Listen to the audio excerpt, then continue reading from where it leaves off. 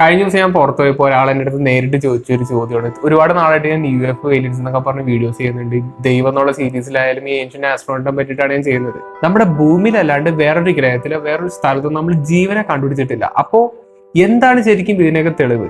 At least നമ്മുടെ ഗാലക്സിയിൽ ഭൂമിയിലുള്ള പോലെ ഒരു ഇന്റലിജന്റ് ലൈഫ് ഫോം ഉണ്ടോ എന്നൊക്കെ ഉള്ള കാര്യങ്ങളൊക്കെയാണ് മൂപ്പർക്ക് ഡൗട്ട് ഉണ്ടായിരുന്നത്. അങ്ങനെ നോക്കുകയാണെങ്കിൽ നമ്മുടെ ഗാലക്സിയായ മിൽക്കി വേയുടെ ഡയാമീറ്റർ എന്ന് പറയുന്നത് 1,00,000 ലൈറ്റ് ഇയേഴ്സ് ആണ്. 1,00,000 എന്നാണ് ഞാൻ പറഞ്ഞത്.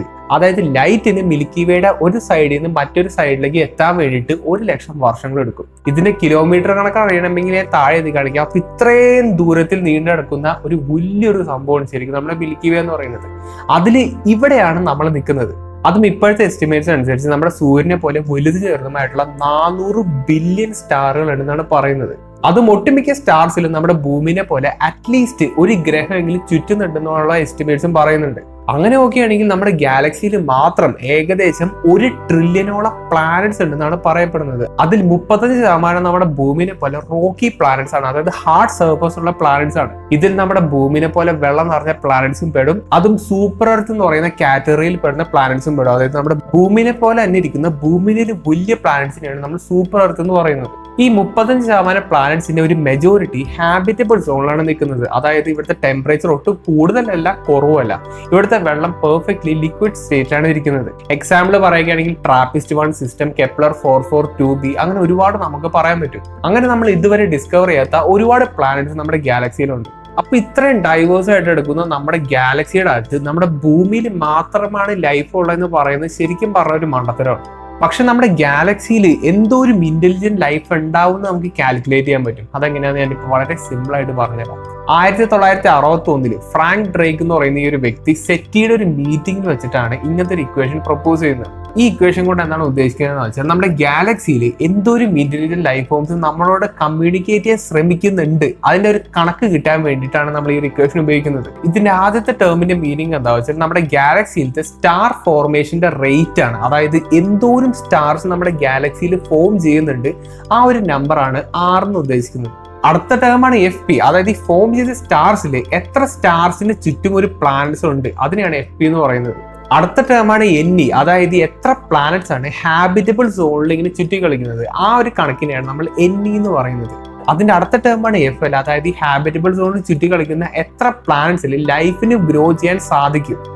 അതായത് എല്ലാ ഹാബിറ്റബിൾ സോണിൽ ചുറ്റുന്ന പ്ലാനറ്റ്സിന് ഈ പറയുന്ന ലൈഫ് ഒന്ന് ഡെവലപ്പ് ചെയ്യാനുള്ള സാധ്യത ഉണ്ടാവില്ല. അതിൽ എത്ര ശതമാനം പ്ലാനറ്റ്സിലാണ് ഈ ലൈഫ് ഉണ്ടാവാനുള്ള ചാൻസ് ഉള്ളത്, അതാണ് ശരിക്കും ഈ ഒരു ടേം കൊണ്ട് ഉദ്ദേശിക്കുന്നത്. ഇനിയാണ് കുറച്ചുകൂടി അഡ്വാൻസ്ഡ് ആവുന്നത്. അതായത് അടുത്ത ടേം എന്ന് പറയുന്നത് ഇതിൽ എത്ര പ്ലാനറ്റ്സിൽ നമ്മളെപ്പോലെ ഇന്റലിജന്റ് ആയിട്ടുള്ള ലൈഫ് ഫോംസ് ഉണ്ടെന്നുള്ളത്, അതായത് ഇങ്ങനെ വീണ്ടും വിചാരമുള്ള ലൈഫ് ഫോംസ് എത്ര പ്ലാനറ്റ്സിൽ ഉണ്ടെന്നുള്ള ഒരു കണക്കാണ് അടുത്ത ടേം എന്ന് പറയുന്നത്. അടുത്ത ടേം എന്ന് പറയുന്നത് FC, അതായത് ഈ പറയുന്ന ഇന്റലിജന്റ് ലൈഫിൽ എത്ര ശതമാനം ആൾക്കാർക്ക് കമ്മ്യൂണിക്കേറ്റ് ചെയ്യാനുള്ള കഴിവുണ്ടെന്നുള്ളത്. അതായത് നമ്മളിപ്പോൾ ഒരുപാട് റേഡിയോ സിഗ്നൽസും കാര്യങ്ങളൊക്കെ വിടുന്നില്ലേ, അതുപോലെ ഈ പ്ലാനറ്റ്സുകളിലുള്ള ഇന്റലിജന്റ് ലൈഫ് ഫോംസിന് ഏതിനൊക്കെ അങ്ങനെയുള്ള ടെക്നോളജിക്കൽ എബിലിറ്റീസ് ഒക്കെ ഉണ്ട്, അതാണ് ശരിക്കും ഈ ഒരു ടേം കൊണ്ട് ഉദ്ദേശിക്കുന്നത്. ഈ ഇക്വേഷന്റെ അവസാനത്തെ ടേമാണ് L, അതായത് ഈ ഒരു സിവിലൈസേഷന്റെ ആവറേജ് ലൈഫ് സ്പാൻ ആണ് നമ്മൾ ഇപ്പോൾ ഈ ഉദ്ദേശിക്കുന്നത്. അപ്പൊ ഇത്രയും വാല്യൂസ് ഒക്കെ നമ്മളൊന്ന് മൾട്ടിപ്ലൈ ചെയ്ത് കഴിഞ്ഞാൽ നമുക്ക് ഒരു നമ്പർ കിട്ടും. അപ്പൊ ഈ കാണുന്ന വാല്യൂസിൽ നമ്മൾ മിൽക്കി വേ ഗാലക്സിയുടെ അടുത്തുള്ള നമ്പേഴ്സ് ഒക്കെ ഇട്ട് നോക്കിക്കഴിഞ്ഞാൽ നമുക്ക് 2 രീതിയിലുള്ള ഉത്തരങ്ങൾ കിട്ടും.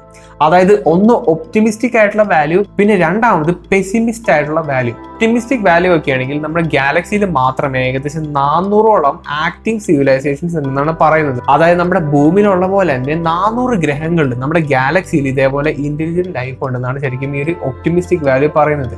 പക്ഷെ കുറെ കൂടി സ്ട്രിക്റ്റ് വാല്യൂസ് ഇട്ട് നോക്കിക്കഴിഞ്ഞാൽ, അതായത് ഒരുപാട് വാല്യൂസ് നമുക്കൊന്നും ഒരിക്കലും പറയാൻ പറ്റാത്തത് കൊണ്ട് തന്നെ ഒരുപാട് സ്ട്രിക്റ്റ് ആയിട്ട് ഈ വാല്യൂസ് ഒക്കെ നമ്മളൊന്ന് കൊടുത്തു കഴിഞ്ഞാൽ എന്നിന്റെ വാല്യൂ എന്ന് പറയുന്നത് 0.0125 മാത്രമാണ്. അതായത് വളരെ ചെറിയൊരു വാല്യൂ മാത്രമാണ്. ഈ വാല്യൂ ഒന്നിനേലും ചെറുതായതുകൊണ്ട് തന്നെ നമ്മുടെ ഗാലക്സിയിൽ വളരെ റെയർ ആയിട്ടാണ് ലൈഫ് കണ്ടുവരുന്നത് എന്നുള്ളതാണ് ശരിക്കും ഇത് സജസ്റ്റ് ചെയ്യുന്നത്. അതിന്റെ അർത്ഥം ഇത്രയും വലിയ ഗാലക്സിയിൽ നമ്മുടെ ഭൂമിയിൽ മാത്രമാണ് ലൈഫ് കണ്ടുവരുന്നത്. അതാണ് ഏറ്റവും ഡേഞ്ചറസ് ആയിട്ടുള്ളതും ഏറ്റവും ഭയാനകമായിട്ടുള്ള ഒരു സിറ്റുവേഷൻ. അതിന്റെ ഭീകരത എന്തോരുണ്ടെന്ന് ഞാൻ ഇപ്പൊ പറഞ്ഞിട്ടെ. നമ്മുടെ ഭൂമിയിൽ ഒരു മനുഷ്യനേ ഉള്ളൂ, അതായത് നിങ്ങൾ മാത്രമാണ് നമ്മുടെ ഭൂമിയിൽ മുഴുവനും ഉള്ളതെന്ന് ആലോചിക്കാം. ആ ഒരു അവസ്ഥയായിരിക്കും ശരിക്കും അവിടെ ഉണ്ടാവുന്നത്. അതിന്റെ അർത്ഥം വേറെ ഒന്നല്ല, ഒറ്റപ്പെടലിന്റെ എക്സ്ട്രീം ലെവലിലായിരിക്കും ശരിക്കും അപ്പൊ നിൽക്കുന്നത്.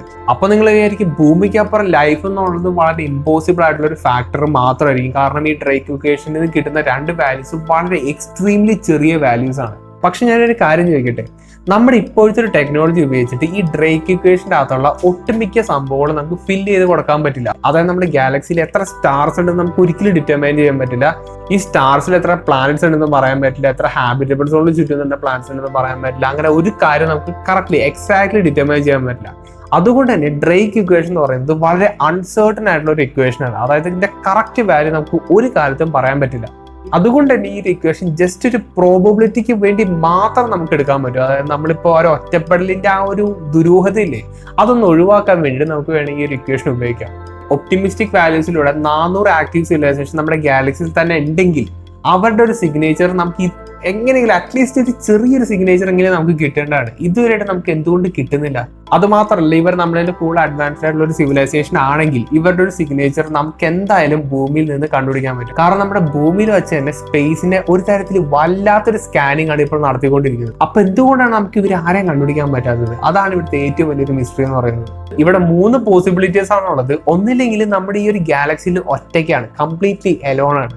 അല്ലെങ്കിൽ നമ്മൾ അവരെ കമ്മ്യൂണിക്കേറ്റ് ചെയ്യാൻ ശ്രമിക്കുന്നുണ്ടെങ്കിലും അവർ തിരിച്ച് നമുക്ക് റിപ്ലൈ തരുന്നില്ല. അതായത് അവരൊരു തരത്തിൽ ഒളിച്ചിരിക്കുന്ന ഒരു സിറ്റുവേഷൻ ആയിരിക്കും. അതാണ് രണ്ടാമത്തെ പോസിബിലിറ്റി എന്ന് പറയുന്നത്. മൂന്നാമത്തെ പോസിബിലിറ്റി എന്താണെന്ന് പറയും, നമ്മുടെ ഗാലക്സിയിൽ ജീവനുള്ള അവസാനത്തെ ഗ്രഹം നമ്മൾ മാത്രമാണ്. അതായത് എല്ലാ ഗ്രഹങ്ങളിലെ ജീവനും കാര്യങ്ങളും അല്ലെങ്കിൽ നശിച്ചു പോയിട്ട് അവസാനത്തെ ഒരു കണ്ണി നമ്മൾ മാത്രമാണ്. ഈ 3 സിറ്റുവേഷനും ഒന്നിനോടൊന്ന് വേസ്റ്റ് ആണെന്നുള്ള കാര്യം കൊണ്ട് നിങ്ങൾ ആലോചിക്കാം. അപ്പോൾ ലൈഫിനെ പറ്റിയിട്ടും ഈ എവിടെയൊക്കെ ലൈഫ് ഉണ്ടെന്നുള്ള കാര്യങ്ങളൊക്കെ ചോദിക്കുകയാണെങ്കിൽ ഇത്തരത്തിലുള്ള ഉത്തരങ്ങളാണ് സയന്റിഫിക്കലി നമുക്ക് ഇപ്പൊ തരാൻ പറ്റുള്ളൂ. മോഡേൺ എസ്റ്റിമേറ്റ്സ് പറയുന്നത് നമ്മുടെ ഗാലക്സിയിൽ ഭൂമിനെ പോലെ തന്നെ ഇന്റലിജന്റ് ലൈഫുള്ള 6 ഗ്രഹങ്ങൾ നമ്മുടെ ഗാലക്സിയിൽ അവിടെ ഇവിടെയൊക്കെ ആയിട്ട് ഇങ്ങനെ ഉണ്ടെന്നാണ് ശരിക്കും മോഡേൺ എസ്റ്റിമേറ്റ്സ് പറയുന്നത്. അതും വളരെ ഭയാനകമായിട്ടുള്ള ഒരു സംഭവം തന്നെയാണ്. ലൈഫ് എന്ന് ഞാൻ ഇവിടെ ഉദ്ദേശിക്കുന്നത് ഇന്റലിജന്റ് ലൈഫ് എന്നാണ്. അതായത് നമ്മളെ പോലെ വീണ്ടും വിചാരമുള്ള ലൈഫിനെ പറ്റിയിട്ടാണ് ഞാൻ പറയുന്നത്. നോൺ ഇന്റലിജന്റ് ആയിട്ടുള്ള ഈ പറഞ്ഞ ബാക്ടീരിയസ് ആയിക്കോട്ടെ, അങ്ങനെയുള്ള ലൈഫുകളൊക്കെ നമ്മുടെ ഗാലക്സിയിൽ പ്ലെന്റി ഉണ്ടാവാനുള്ള സാധ്യതകൾ വളരെയധികം കൂടുതലാണ്. ഫോർ എക്സാമ്പിൾ, നമ്മുടെ സ്വന്തം സോളാർ സിസ്റ്റത്തിൽ തന്നെ ഈ ലൈഫ് കണ്ടുപിടിക്കാനുള്ള സാധ്യതകൾ വളരെയധികം കൂടുതലാണ്. 2030 നാസയുടെ ക്ലിപ്പർ മിഷൻ യൂറോപ്പ എന്ന് പറഞ്ഞ ജൂപ്പിറ്ററിന്റെ മൂണിൽ പോയി ലാൻഡ് ചെയ്യും. ഈ മൂണിന്റെ ഒരു സ്പെഷ്യാലിറ്റി എന്താ വെച്ചാൽ ഇതിന് വളരെ തിക്കായിട്ടുള്ള ഐസിന്റെ ക്രസ്റ്റ് ആണുള്ളത്. അതിന്റെ താഴെ വലിയൊരു ഓഷൻ ഉണ്ടെന്ന് പറയുന്നുണ്ട്. ഈ ഒരു എസ്റ്റിമേറ്റ് കറക്റ്റ് ആണെങ്കിൽ ഇവിടെ ലൈഫ് ഡെവലപ്പ് ചെയ്ത് വരാനുള്ള സാധ്യതകളും വളരെയധികം കൂടുതലാണ്. അങ്ങനെയാണെന്നുണ്ടെങ്കിൽ നമ്മുടെ ഹ്യൂമാനിറ്റിയുടെ ഏറ്റവും വലിയൊരു ഡിസ്കവറികളിൽ ഒന്നായിരിക്കും നമ്മുടെ ഭൂമിക്ക് അപ്പുറം വേറൊരു ലൈഫിനെ കണ്ടുപിടിക്കുക എന്നുള്ളത്. അത് പറഞ്ഞപ്പോഴാണ് ഡ്രേക്ക് ഇക്വേഷനിൽ മൂണുകളെ പറ്റി പറയുന്നില്ല, പ്ലാനറ്റ്സിനെ പറ്റി മാത്രമാണ് ഇവിടെ പറയുന്നത്. അത് നമ്മുടെ ജൂപ്പിറ്ററിന് മാത്രം ഏകദേശം 95 മൂണുകളുണ്ട്. അപ്പോൾ അവിടെയൊക്കെ ലൈഫ് ഉണ്ടാകാനുള്ള സാധ്യതകൾ ശരിക്കും വളരെ കൂടുതലാണ്. അപ്പോൾ ജൂപ്പിറ്ററിന് അത്രയുമുള്ള പ്ലാനറ്റ്സ് നമ്മുടെ ഗാലക്സിയിൽ എത്ര തന്നെ ഉണ്ടാവും. അപ്പോൾ അങ്ങനെയുള്ള കണക്കുകളൊക്കെ എടുക്കുകയാണെങ്കിൽ നമുക്ക് ഒരിക്കലും ഒരു എസ്റ്റിമേറ്റ് നമുക്ക് ഒരിക്കലും എടുക്കാൻ പറ്റില്ല. അപ്പൊ അത്രയൊക്കെയുള്ള ഒരുപാട് ആൾക്കാർ ഈ ഒരു ചോദ്യം എന്നോട് പേഴ്സണലി ആയിക്കോട്ടെ, മെസ്സേജസിലൂടെ ആയിക്കോട്ടെ, വാട്സാപ്പിലൂടെ ആയിക്കോട്ടെ, ഒരുപാട് സ്ഥലത്ത് എനിക്ക് കിട്ടാറുള്ള ഏറ്റവും കോമൺ ആയിട്ടുള്ള ഒരു ചോദ്യമാണ് ഞാനിപ്പോൾ പറഞ്ഞത്. നമ്മുടെ കൈവശമുള്ള ഇപ്പോഴത്തെ സയന്റിഫിക് അണ്ടർസ്റ്റാൻഡിങ് വെച്ചിട്ട് ഈ ഒരു ലെവൽ വരെയാണ് നമുക്ക് ചിന്തിക്കാൻ കഴിയുള്ളൂ. ഇത് ജസ്റ്റ് ഒരു Q&A വീഡിയോ മാത്രമായിട്ട് നിങ്ങൾ കൺസിഡർ ചെയ്താൽ മതി. ഒരു 3/4 മണിക്കൂറോളം മൂപ്പരെന്നെ നിർത്തി ചോദിച്ചൊരു ചോദ്യമാണ് ഇത്. അപ്പോൾ നല്ലൊരു ടോപ്പിക്കായിട്ട് അടുത്ത വീഡിയോ കാണാം.